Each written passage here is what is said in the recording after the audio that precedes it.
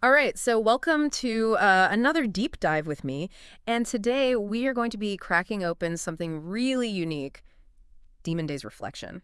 Okay. It's not an album, not exactly, but it's Okay. like the author's notes and reflections on a concept album that they created. Interesting. It lays out the world, the characters, and even Yeah. specific tracks. So Mhm. it's like getting inside an artist's head, Yeah. before they've even created the music. It's fascinating because we're not just analyzing lyrics, we're Mm-mm. actually seeing the scaffolding Right. of the creative process itself. It's like Yeah. having blueprints to a world that's built entirely Exactly. of music. So we're going to explore this world. We're going to try to understand this main character, Devon, and then just see what universal themes emerge, Hmm. all without actually hearing a single note. You ready to dive in? Absolutely. I'm ready. Okay. Let's start with the world itself. The first track is called Welcome to Zykova. It immediately plunges us into this bleak, frozen dystopia, concrete towers, gangs, a pervasive sense of despair. Yeah, it's giving me like serious Blade Runner vibes, but with snow. Right. And speaking of characters, we pretty quickly meet Devon, right? Yes. And the author describes Devon as their subpersonality. Now, I don't know if everyone knows what that term means. Could you maybe just give us like a quick explanation? Sure. So subpersonalities are basically different facets of your personality, each with its own motivations, its own memories. It's like having multiple characters living inside your head. Right. In this case, Devon seems to embody the author's kind of darker impulses. Those, what if I just went rogue? Thoughts taken to an extreme. Okay. That's kind of creepy, but also super intriguing from a creative standpoint. Like they've given their shadow self a microphone and said, go wild. It's very freeing. Right. And I think that's part of what makes Devon so compelling. He's this walking contradiction, a thief, an assassin, but also someone wrestling with guilt and yearning for something more. Right. So that internal struggle is really what drives his journey throughout this album. Okay.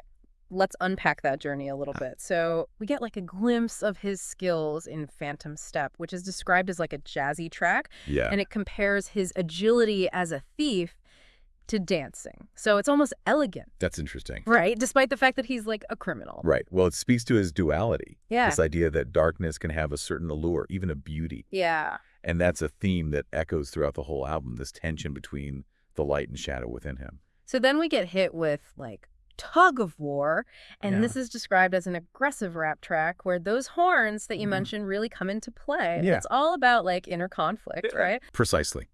The horns represent the weight of his choices, the dissonance between his actions and his conscience. And you could even draw a parallel to the psychological concept of cognitive dissonance, where we try to justify our behavior even when it conflicts with our values. Yeah. So it's like the horns are blaring a warning. Exactly. Right. They're like reminding him of the consequences of his actions. Speaking of consequences, in Above Them All, this metalcore track that really paints him as like isolated and full of rage. We get a very chilling detail, right? Right. He's killed 41 people. 41. 41 people. That's a lot. It's not just like a shock value, but Yeah. what is that number? Like, Yeah. what does that represent? It's a concrete representation of the weight he carries. 41 lives lost, 41 reasons for guilt and despair. And so it anchors the narrative in a stark reality, reminding us that even in this fantastical world, actions have very real consequences. And then we go to Crush, Yeah. which is like dark emo rock. Okay. And it's about finding strength in adversity, but in a kind of twisted way. It seems like he's like seeking validation in all the wrong places. Yeah. It speaks to this like basic human need for connection, Yeah. even if it's found in unhealthy relationships or like toxic environments. Right. He's so starved for acceptance that he'll cling to whatever scraps he can find, even if they ultimately hurt him more. And then like Whiplash, we go to Help, Oh, wow. which strips everything down to just a bare bones piano ballad. Okay. And it's like a complete surrender, a plea for someone, anyone, to see him, and offer a lifeline. That rawness is intentional. It's That- like it shatters the tough guy facade and reveals the vulnerability, but it's like a turning point Right. in the album, the moment where he acknowledges that he can't do this alone. He can't do it alone. Okay, but up to this point, Yeah. he's gone from a skilled thief to a ruthless assassin. Right. Can we really root for a guy like that? Like, I don't know. Well, I think that's the brilliance of the author's character development. Okay. Devon isn't simply an anti-hero. He's a deeply flawed human being, Yeah. capable of both immense darkness and this yearning for redemption. Right. And I think that complexity is what makes him relatable, despite his actions. We see glimpses of his humanity, his struggle, Yeah. and that keeps us engaged in his journey. So even after killing 41 people, Yes, there's still hope for him. I mean, that seems optimistic. it does. But that's a question we'll have to explore further as we delve deeper into this album. Right. But for now, I guess, what stands out to you most about Devon's arc so far? What resonates with you and what leaves you questioning? I think the biggest question for me is whether redemption is truly possible for someone who's caused so much pain. And if so, what does that redemption look like? Can he ever truly atone for his actions? Those are excellent questions. Yeah. And ones that I think the album seems to grapple with directly. So let's move on to the next track. Yeah. And see how Devon's journey unfolds from here. Yeah. This is where things get really interesting. All right, let's do it. Okay. I'm definitely hooked on this character's arc, but I have to admit the constant genre bending in this fictional album is throwing me for a loop. Oh, yeah. Yeah, we go from jazz to rap to metalcore to emo rock. It's like the author is using the music itself to mirror Devon's internal turmoil. That's a great observation. The diverse musical styles aren't just for show. They're a deliberate choice to reflect the multifaceted nature of his personality and experiences. It's like each genre is tapping into a different aspect of his psyche. And speaking of tapping into his psyche once in a lifetime, takes kind of a surprising turn. It's almost pop-punk upbeat and hopeful. This is where he risks rejection to connect with someone. Yes, and it's a significant shift. He's finally stepping outside his self-imposed isolation and reaching out for genuine connection. Yeah. It's a risky move, especially for someone who's built walls around himself for so long. It makes you wonder if he's finally starting to understand that true strength isn't about isolating yourself or pushing everyone away. Maybe it's about allowing yourself to be vulnerable, to be seen, even if it means risking getting hurt. Exactly. It's a classic theme in literature and psychology. The idea that true growth often comes from confronting our fears and embracing vulnerability. Right. And in Devon's case, this emotional risk-taking seems to pave the way for even deeper transformation. Because next up is redemption, and the title pretty much says it all. But if we're talking about genuine change, not just a surface level, what does redemption actually look like for someone like Devon? That's a complex question, and there's no easy answer.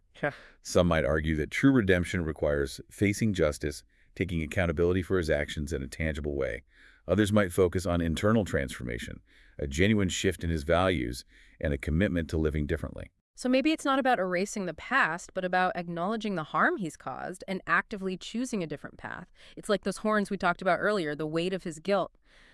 Maybe he's not trying to get rid of them entirely, but learning to carry them differently. That's a powerful image. It suggests that redemption isn't about forgetting or denying the past, but integrating it into who you are, allowing it to shape you into a better person. Right. And from a musical standpoint, the author mentions that redemption has an almost inspirational tone. Perhaps it signifies finding a sense of peace, not through ignoring the darkness, but by finding a way to coexist with it. That's a really thought-provoking concept. And it makes me think about some of the broader themes that the author highlights, like vulnerability, despair, resilience. It's like they've packed an entire philosophy of life into this album. It's impressive how much depth they managed to convey, even without the actual music.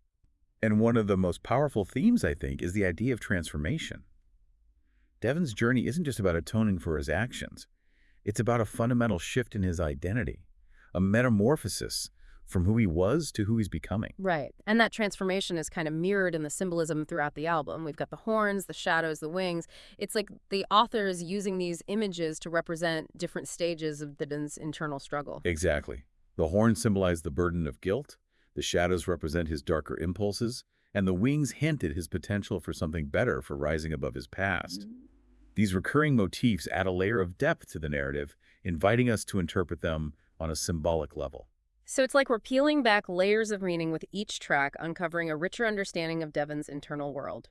And I can't help but wonder if the author experienced a similar kind of transformation while creating this album. It's like they're wrestling with their own inner demons through Devon's story. That's a really interesting point. Creating art can often be a form of self-exploration and even therapy. It allows us to confront difficult emotions and explore different aspects of ourselves in a safe space. Perhaps for the author, creating Demon Days was a way of acknowledging their own capacity for darkness, but also their potential for growth and change. It's like they're saying, hey, we all have these shadows lurking within us, but they don't have to define us. We can choose to confront them, learn from them, and ultimately transcend them. And that brings us back to the author's note about considering the victim's perspective. All right. It's a crucial reminder that even in a story about redemption, there are real people who have been hurt and their pain matters. It adds a layer of complexity to the idea of forgiveness and redemption. Can Devon's internal transformation ever truly make up for the harm he's caused? Can those he's wronged ever find peace and healing? It's a sobering thought, and it kind of brings us back to reality. Even though we're engrossed in this fictional world, the themes of guilt, forgiveness, and redemption have very real implications in our own lives. Absolutely. And I think that's the beauty of art, its ability to connect us to universal human experiences, even through fantastical stories and imagined characters. It allows us to explore complex issues, challenge our assumptions, and ultimately gain a deeper understanding of ourselves and the world around us. Well said. Now, I'm curious to hear more about the author's own reflections on this project. They describe the story as allegorical, hinting at a deeper meaning beyond the literal events. What do you think they're trying to convey? I think they're inviting us to see Demon Days as a reflection of the human condition itself. Okay. Devon's struggles with guilt, isolation, and the yearning for redemption are themes that resonate with all of us on some level. It's like they're saying, look, we all have our own inner Zykova to navigate our own demons to wrestle with. But the message isn't one of despair. It's about recognizing our capacity for both darkness and light, and ultimately choosing a path towards healing and growth. Precisely. Yeah. And that choice, I think, is the heart of the album's message. Okay, so we've analyzed the lyrics, we've unpacked the symbolism, we've even delved into the psychology of the creative process. Anything else we need to unpack before we wrap up? There's one final point that I think is worth emphasizing. Remember how the author specifically mentioned restorative justice in their notes? Yeah, it seemed like they were really wrestling with that idea, like how someone like Devon could actually make amends for the harm he's caused. Exactly. Restorative justice is a way of addressing harm that focuses on repairing relationships and rebuilding community. So it's not just about punishment. Right. It involves bringing together the person who caused harm, the person who was harmed, and sometimes even the wider community to actually have a conversation Okay. about what happened, its impact, and how to move forward. So instead of like throwing Devon in a prison cell and calling it a day, Right. restorative justice would involve him actually like facing the people he's hurt, Yes. hearing their stories and taking responsibility for his actions in a more personal way. Right. And while it might not erase the pain he's caused, Right. it could potentially offer a path towards healing and reconciliation. Yeah. For everyone involved, it acknowledges that even in the darkest situations, there's a possibility for growth, understanding, and maybe even forgiveness. It definitely adds another dimension to the idea of redemption. Yeah. It's not just about Devon's internal transformation, but about the impact his actions have had on others and his responsibility to try to repair that harm. It makes me think about how we can apply these ideas to our own lives, Yeah. even if we haven't, committed acts of violence like Devon. Mm-hmm. We all make mistakes. Yeah. We all cause harm in different ways. And sometimes the hardest but most meaningful thing we can do is face those we've hurt Yeah. and try to make amends. It's about acknowledging that our actions have ripples, and those ripples can reach far beyond ourselves. Exactly. It's a reminder to be mindful of the impact we have on others, even in seemingly small interactions. It's amazing how much we've uncovered from just these notes. Yeah. We haven't even heard a single note of this fictional album, but I feel like I've already gone on such a journey. That's the power of a well-crafted narrative, even one that exists only on paper. It's sparked our imaginations, it's challenged our assumptions, and it's prompted us to think deeply about complex issues. And that, I think, is the mark of truly great art. It's definitely sparked my own creativity. I'm already thinking about how I can incorporate some of these ideas, this way of thinking about storytelling and character development into my own work. That's what we want. That's the kind of inspiration I hope this deep dive provides. It's not just about passively consuming information, but about actively engaging with it, letting it spark new ideas and perspectives. Okay, so aside from like a sudden urge to write a concept album, Right. what are some key takeaways that we can offer our listener, the one who sent in this fascinating source material? Okay. What do you think they can glean from this exploration of Demon Days? First and foremost, I think it's a testament to the power of imagination. The author has created an entire world complete with characters, themes, and a unique soundscape, all within the confines of their own mind.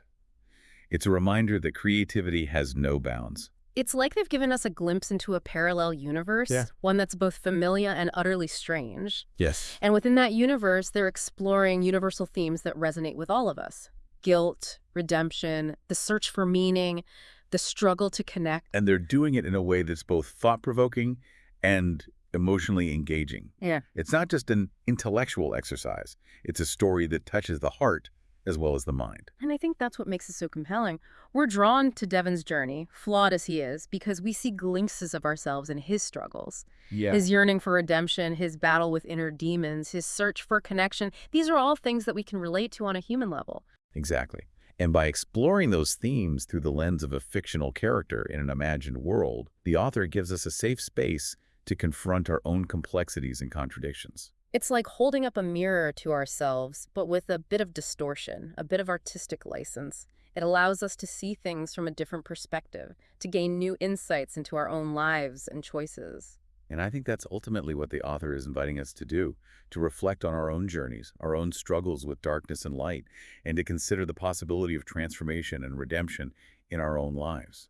And to remember that even in the darkest situations, even after causing immense harm, there's still a possibility for healing, growth, and maybe even forgiveness. It's a message that offers both a challenge and a glimmer of hope. Well said. I think we've covered a lot of ground today.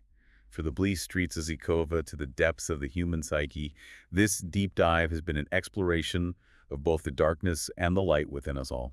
I feel like I need a moment to process all of this. I know, right? But in a good way. It's been an incredible journey, and I can't thank our listener enough for sharing this unique source with us. It's been a pleasure exploring it with you, and who knows, maybe someday we'll actually get to hear the music that inspired this fascinating exploration. Now, that would be something. All right, until next time, keep diving deep and keep those thought-provoking sources coming.